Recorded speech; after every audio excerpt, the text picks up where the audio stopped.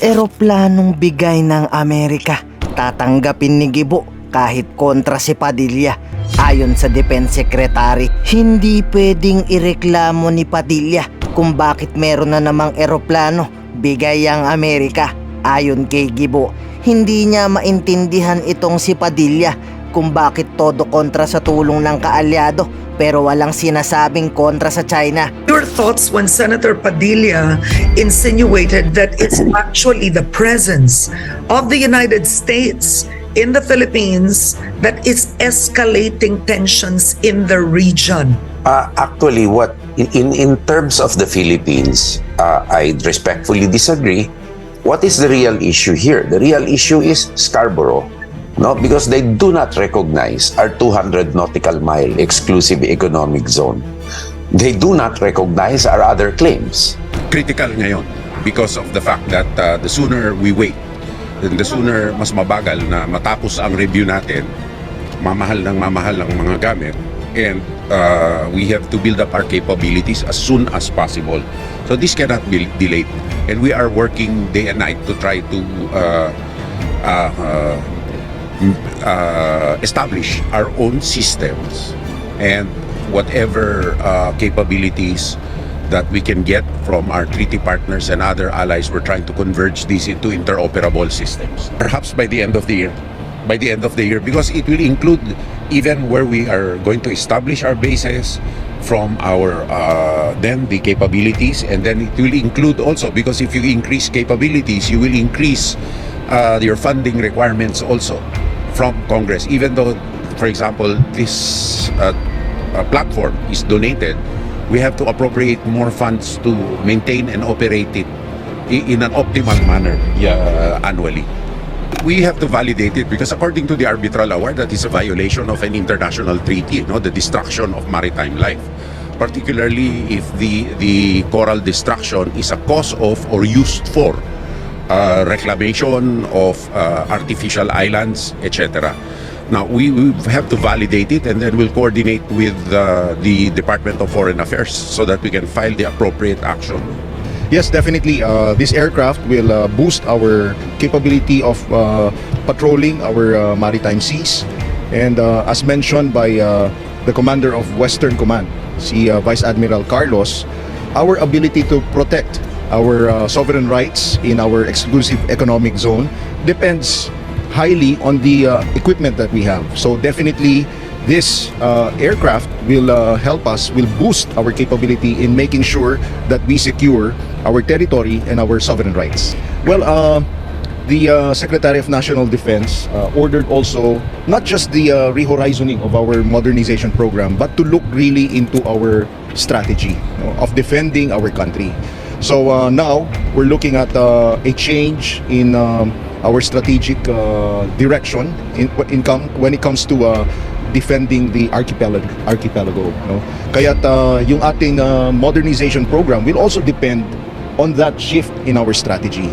This time we are focusing on really projecting our defenses to include the 9 features that are being occupied by the Philippines. Anyway, today we witness another piece of solid and concrete evidence of the partnership and the alliance between the United States, our treaty partner, and the Philippines. We will see more exchanges as the days come, not only with the United States but with other countries of like persuasions as well.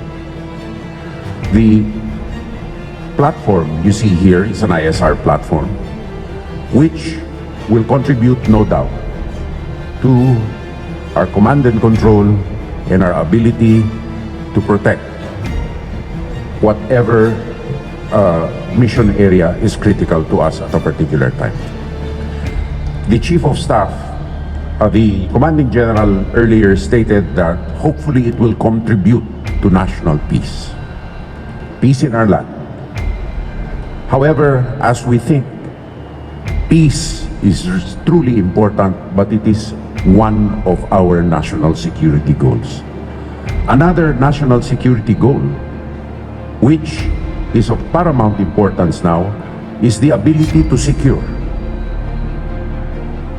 the territorial integrity of our country, to secure our sovereign rights and our jurisdiction for two things. Number one, we are upholding a rules-based international order and international law. And number two, national peace cannot be sustained if we cannot secure our sovereign rights in these areas which rightfully belong to the Filipino people and our successors.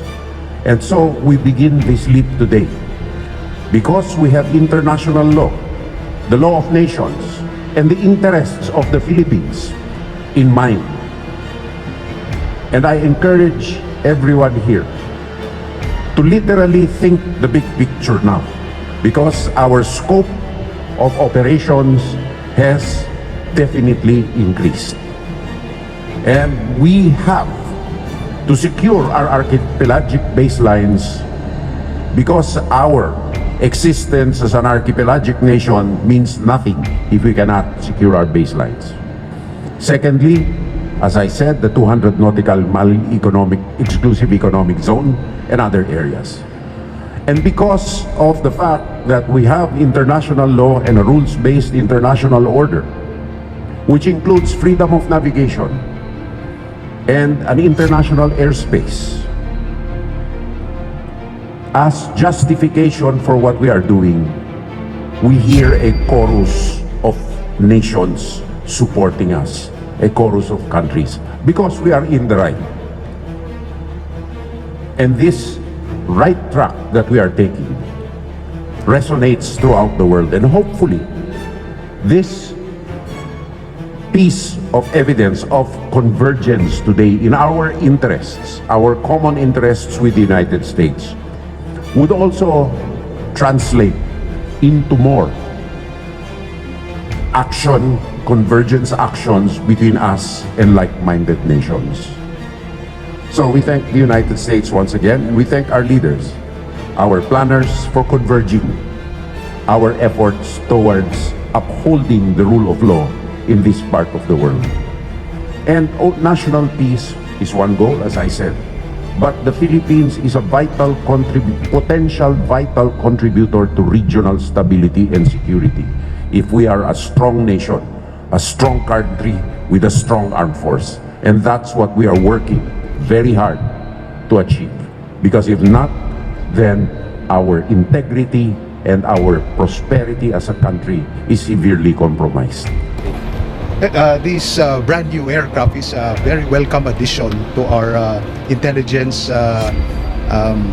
surveillance and reconnaissance capability. It will also boost our capability in missions of law enforcement, terrorism, and maritime domain awareness. Sinabi kanina ng ating SND that it will be used for all types of missions depending on the need. And during humanitarian assistance and disaster response, this aircraft will also be useful, particularly sa aftermath ng disasters on Ardana missions, so that we could assess the damage during calamities. Sir, kailan ang possible first deployment nito? This will be deployed immediately. Yeah, wherever it's needed. Wherever it's needed. Ngayon, ikaw, bilang Pilipino, ano ang masasabi mo at reaksyon sa balitang ito? Mag-iwan ka ng komento sa ibaba at atin pong babasahin isa-isa.